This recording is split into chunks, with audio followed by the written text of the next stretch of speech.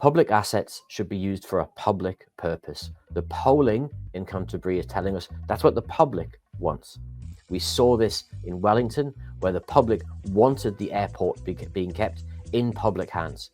We saw this in Auckland, where Ports of Auckland was going to be sold. It's now making Auckland Council $1 million a week, and pretty soon $2 million a week. We should be making it clear that public assets should be used for a public purpose and protected for future generations of New Zealanders so that they can continue to deliver the goods and services that we all want and need.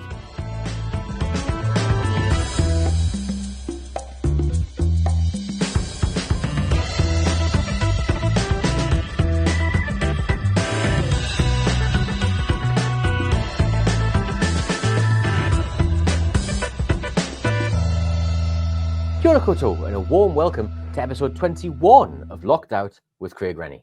By day, I'm the economist and director of policy at the New Zealand Council of Trade Unions. But by night, this podcast looks at the numbers in New Zealand and asks the hard questions so that you can too. We hope you're enjoying the show and what we do here at Locked Out. If you like the analysis you hear on the show and think others would do too, then recommend us to your friends or even your enemies. Also, give us a recommendation wherever you get your podcasts. It really helps get the word out. Here at Locked Out, we're always interested in what our viewers and listeners want to know. If it's making you say, how many real data centers can you buy for $7.5 billion? You can be in no doubt we are too. So get in touch. I'm on X, I'm on Blue Sky, and I'm on Substack. We want to hear how we can help you better navigate your way around what's really going on and the numbers being thrown out by politicians and experts alike. So this week, I was in Christchurch supporting trade unions, community groups, and workers in defending Lyttleton Port. Lyttleton Port has come under threat of privatization because of the local authority elections that are taking place there. Sadly, this is not the first time that these ports have been under attack.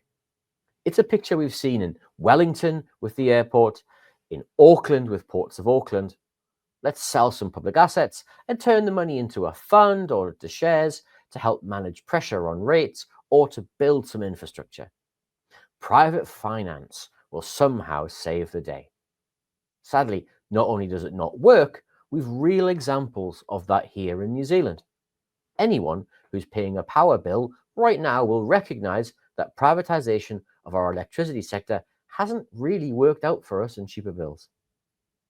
I was joined in Christchurch by Mark Wilson from the Rail, Maritime and Transport Union and Harry Robson, a delegate with Workers' First Union and who helped organise the event on Monday with the New Zealanders for a Democratic Economy organisation. Let's hear from them now about what privatisation of Lyttleton Port would mean. Good everyone, on a Monday night in Christchurch, 7 p.m. You would think we couldn't get a crowd of 100 people to turn out to talk about privatisation of public assets. But not only did we, it was an enthusiastic audience that heard from a lot of speakers tell them about why, in particular, Lyttleton Port shouldn't be privatised. Now, I'm joined here today to help talk about the threat to Lyttleton Port by Mark Wilson from the Rail, Maritime and Transport Union and by Harry Robson from New Zealand Defenders of the Economy and a First Union delegate who's been organising here in Christchurch to help fight back at the local elections against the threat to not only Lyttleton Port but to a wide range of public assets here in Christchurch being privatised because, like many other parts of New Zealand, the local authority here has many money challenges, has much infrastructure to deliver and not enough funding to do it. So if I can start with you, Mark, do you want to give us, how long have you been working with the port? Well, I've actually worked there twice. I started 16 years ago, before the earthquakes, left, and then actually after the earthquakes worked as a geologist in Christchurch, and then came back again actually because it was such a good job. We worked there basically as a stevedore. Stevedore at LPC is operating machinery as well as... Just for the audience, LPC? So Lyttleton Port Company, yeah. And the second time round coming back to LPC, actually, I got very involved in the union. I realised how important it was to be in a union after going back out and sort of working in, on individual contracts and things. And so, second time around, I was sort of there for maybe 7 or 8 years. So, I've just recently left, having been sort of elected to be the branch secretary of our union, and with some changes in management and deteriorating industrial relationships, it was very difficult to be branch secretary and continue to do the work of being a stevedore. So in terms of the port privatisation, this is not the first time this has been threatened here. No. Is there a little potted history of the threats that you could give us? Well, I can only really speak to the threat from about 30 years ago. We actually had Gary Morse speak last night. He was the mayor that kind of got that process going of privatisation at the time. We had Hutchison Ports, which is an entity over in Asia. Mm-hmm. They were looking to take a majority share in the port. For some reason, Christchurch City Council thought it was a good idea to do that. Port Chalmers thought it wasn't so good having Hutchison's coming in, so they actually thwarted the bid to take a majority stake in LPC by buying the shares from one of the district councils, something that was looking to sell them. So subsequently, roll on a couple of years after that, in that sort of slow takeover bid, the council eventually bought back all of the shares at about 3 or 4 times the price, maybe more, and that's where we've been at for quite a while. And so, this latest round of threats to privatisation is not the first time it's happening. No. So what's that doing to the workforce at LPC? It's very unsettling. It's unsettling specifically around when you have managers coming in that have an agenda, whether it's stated or covered. It's very unsettling, and everybody's looking around trying to figure out who's meeting who, looking at other areas of the world with the port industry, and what sort of conditions and safe working practices or unsafe work practices are being exhibited in those ports. So we just don't know, and the other problem is that it's very difficult to negotiate contracts and things when you really don't know if the person or the management that you're negotiating the contract with now will be the same in a year or two. Thank you. So Harry, you helped organise the event that held here in Christchurch last night. How difficult has it been to help, get the public on side, to talk to the public, to get the public to think about this as an issue? I think the public reception has been really positive, to be honest. And so our group, New Zealanders for a Democratic Economy, we want to make it a broader issue than just, say, a battle between unions and managers. Because the right-leaning politicians, the Tories, they always have a sort of very narrow accountant's framing, right? They want to introduce it to the political discourse. So right now they'll focus on so-called council waste, or they'll say workers aren't productive. So the message we've been trying to get in front of the public consciousness is that there isn't a mandate for privatisation. And it's all to do with the long shadow of the Northington report, which we spoke to last night, which was... So just for the audience, what's the Northington report? Northington report was just after the local elections in 2022, Phil Major comes in as mayor.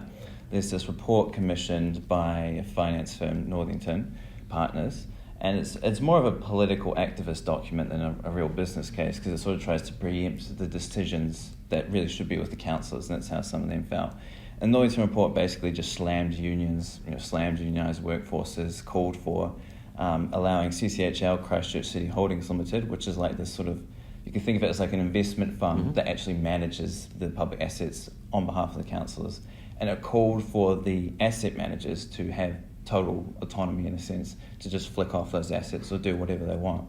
And so eventually that report was defeated in December 2023, but In the course of that, what happened was the directors of CCHL, they appoint boards for each asset. Mm-hmm. They appointed board members of LPC who, in our view, have an agenda towards privatization, which they're carrying out by attacking the unions and workers' rights and all that kind of thing. So they were appointed, I guess, in anticipation of the Northington report passing and privatisation being carried out. But that was fortunately defeated in Christchurch. But the LPC board, the Lyttleton Port Company board, has, I suppose, continued that particular perspective of trying to maximise profit and trying to trim labour costs and all that kind of thing. And so what we've been doing is bringing it to the people of Christchurch and saying, well, did you vote for this? I don't think anyone voted for this. I don't think anyone asked for this, actually. And the reception has been really positive because Christchurch has experienced a number of civil emergencies, obviously, in the 21st century. Mm. And so we understand the value of public infrastructure that actually delivers a service and delivers for social need. For instance, Orion was very good at getting the electricity back on after the earthquakes. Well, electricity, for instance, you don't want that run for profit because we know, what happened in the 90s with the privatised electricity system, right? Well, they don't have carrying costs, as in when you have a power station that loses money, so you have reserves, right? And so when your system gets exceeded if that electricity company has been not investing enough because they want to make profit, and then in those emergencies they can't provide the necessary power because they don't have those reserves. But Orion, being publicly owned and actually investing for the public interest and not being concerned about shareholders, was able to deliver in that civil emergency quite well for the people. And so it's those sorts of practical experiences that I think means that Christchurch people tangibly understand the benefits of public ownership, that actually gives them agency and actually protects the security and the welfare of the society. So is that what you're worried about here? Is for both of you? Is that what you're worried about, the loss of a public asset? Obviously that has a public value. We don't want to lose that public value. But is there anything else about that, the public ownership part, that you think is really important? Because we've seen in privatizations elsewhere the loss of jobs, the loss of good union jobs, the loss of contracts. We've seen underinvestment. Are these all risks here if the port were to be privatised? Absolutely. I mean, Harry's spoken around infrastructure, and infrastructure is a really important thing. The port is a piece of infrastructure. It's an asset, but it's a piece of infrastructure, provides a service. But it also is a central point of the Littleton community. The community live around the port, the community live on the harbour. The health of the harbour is directly affected by the port. Obviously, if someone else comes in, they aren't going to be held accountable. They might be held to account to a degree, like resource management and all these other sorts of things. But honestly, if we own the port, then we are able to hold the council to account because we elect those councillors. It's really important. So for us, public ownership is about ownership. It's about ownership. It's about control. It's about agency. Because I think many people under the sort of neoliberal framework feel like society's done to them, feel like the economy's done to them, feel like government's done to them. So they feel frustrated, discontent. They might have volition, but they don't have outcomes. They don't see how they can influence things. And we see, well, actually, public ownership is a positive vehicle for that. Because it allows, as you say, an infrastructure to reflect local priorities, local accountability, and gives people that sense of, oh, actually, the government or economy can work for me again. And so what we've been emphasising around the port is, okay, so you want better environmental outcomes with the port, or you want to ensure social investment, right? So providing apprenticeships, investing in local clubs, that kind of thing. And so we're saying, you're going to lose that if this is privatised. You're going to lose control, and that's what it's ultimately about: public control versus the control of shareholders. And I think Christchurch has been very receptive to that, as we see borne out in the poll results, because actually public infrastructure has worked here really well. And so I guess the question I've got for you is: are you worried that this is the start? Because Christchurch holds other assets as well. Absolutely. And this is a challenge that we've seen in Wellington with the airport share sales, in Auckland, where the ports of Auckland were threatened with privatisation or leasing as a structure. Are you concerned that elsewhere in Christchurch and possibly in other key bits of infrastructure around the country, that creeping Certainly privatisation? enable is one of those pieces of infrastructure which would be in. It is certainly in the crosshairs. Yeah, with Wi-Fi and other sorts of things that are sort of popping up, other players coming into the industry. Enable's probably the one that actually needs the most attention. And so for non-Cantabrians, Enable is our fibre optic network. Broadband. Yes. Okay. So obviously cell phones and things like that are in direct competition. So I think there's always a relentless agitation for privatisation, right? Because privatisation is sort of a subsidy to the finance sector. Like, the people who made the money off this Northern report, they got the commissioning fees, and people will get fees from putting together the deal for privatising. So we've had it in 2007, we've had it in 2016, and now we're having it again, right? There's always that push. And it's just the basic nature of our society, I guess. If you have a financier class, they're always going to want to get their hands on those valuable things. But what we're concerned about with the port is that it's the tip of the spear, because the port is well unionised. The port is very secure.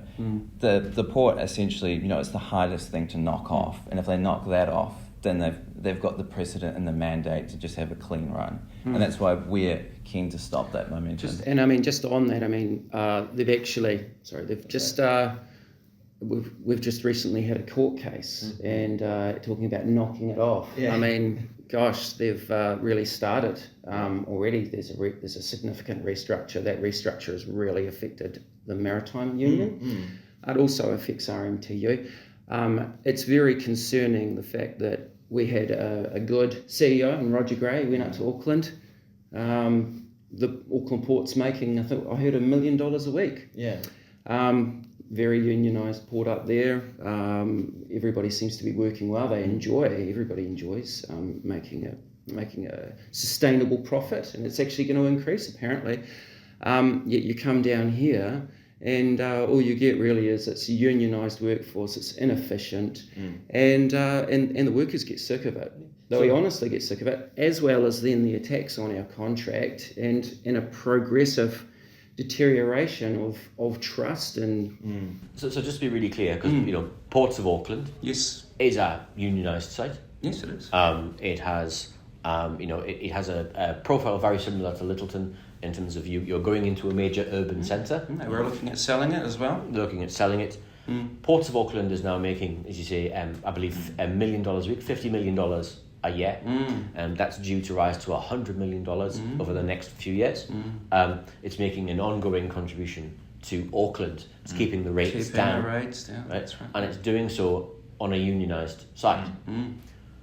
The argument you've had here from the Northington report and from those proponents of the sale is that you have a coddled workforce with cushy union contracts that's not making enough money, it's not generating enough profit, but here at the top of the country, in possibly one of the most difficult places to actually hold a port, you've got a port that's not only making money, it's actually vibrant, and where workers have a seat at the table on the board, and where there's a really good relationship between unions and the workforce and the management on that site. A tripartite agreement.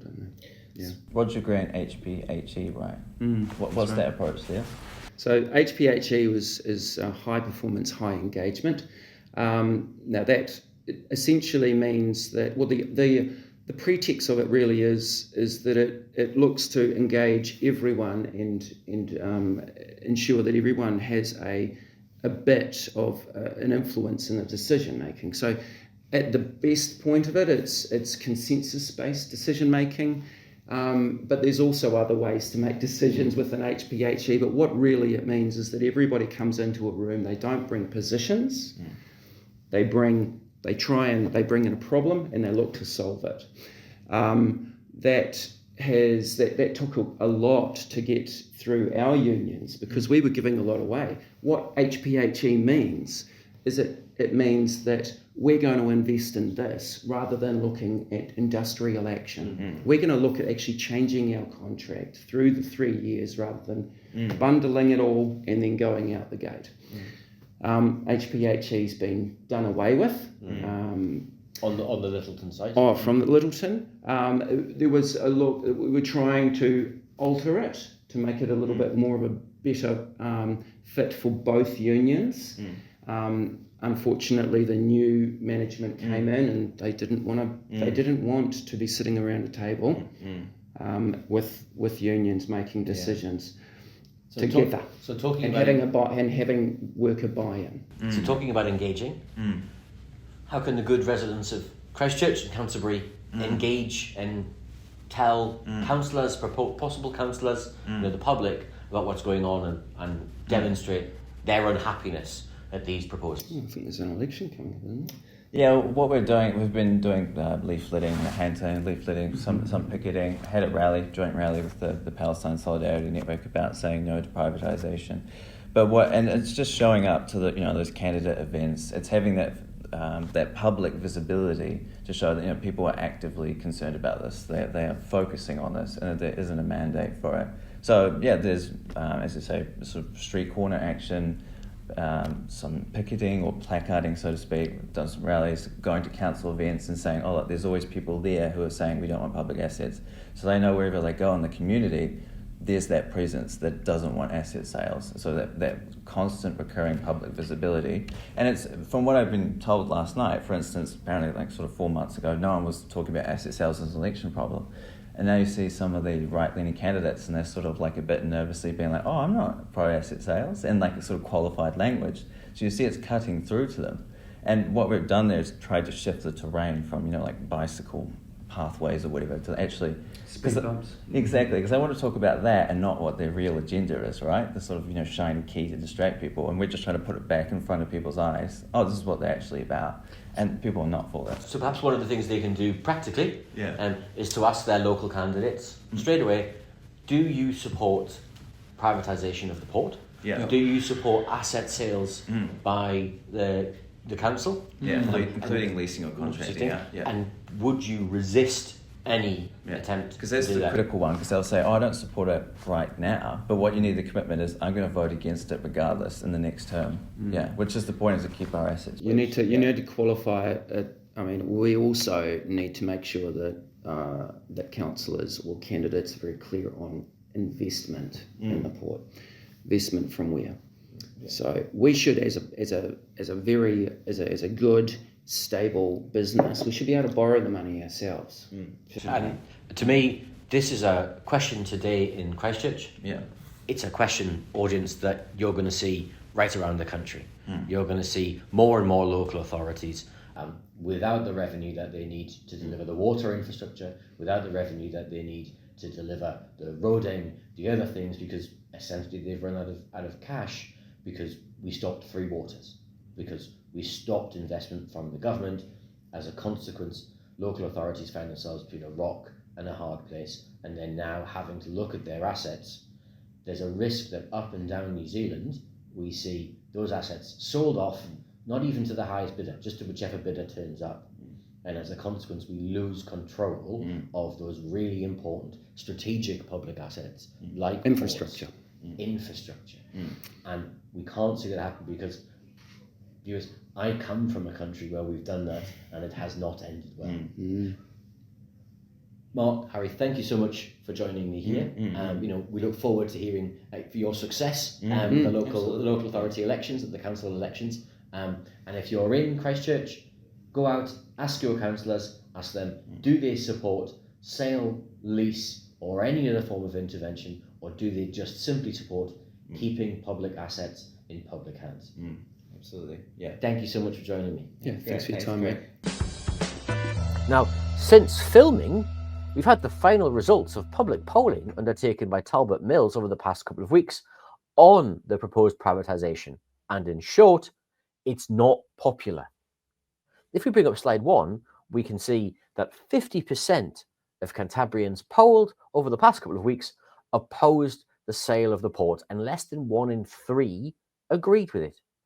If we look at how Cantabrians thought how we should be managing public assets and what should be their purpose, it's very clear. Cantabrians think that public assets, like the port, should be managed to meet the needs of Christchurch, rather than maximising profit. 82% of Cantabrians polled thought meeting the needs of Christchurch was important, 12% thought that maximising profit was the most important thing. And if we look at what do you think profits specifically from the port should be done with, how should we be managing them? 80% of people believed that they should be kept and reinvested locally. And less than 10% thought they should be distributed to private shareholders if the port was privatised or if there was a partial sale of the port. Now, when we look at what this means in terms of polling, when this is where local potential councillors might wish to take note, nearly 45% of people said privatisation of public assets in Christchurch would make them more likely to vote. And when we asked them, well, would you be more likely to vote for a candidate who's opposed to asset sales? It was even stronger. 46% of Cantabrians voted that they would support or be more likely to support candidates who were against the asset sales, against the sale of the port, and less than 10% were there who's actually actively supporting asset sales. Port privatisation is not popular. And let's make this clear. Public assets should be used for a public purpose. The polling in Canterbury is telling us that's what the public wants. We saw this in Wellington, where the public wanted the airport being kept in public hands. We saw this in Auckland, where Ports of Auckland was going to be sold. It's now making Auckland Council $1 million a week, and pretty soon $2 million a week. We should be making it clear that public assets should be used for a public purpose and protected for future generations of New Zealanders so that they can continue to deliver the goods and services that we all want and need. So thank you so much for joining us here on the Locked Out podcast. We hope you found it in parts maddening and in parts enlightening. If you've enjoyed the show, please give us a review or a recommendation on YouTube, Spotify, or wherever you download. Locked Out looks forward to talking more with you next week. Don't work too hard. Goodbye.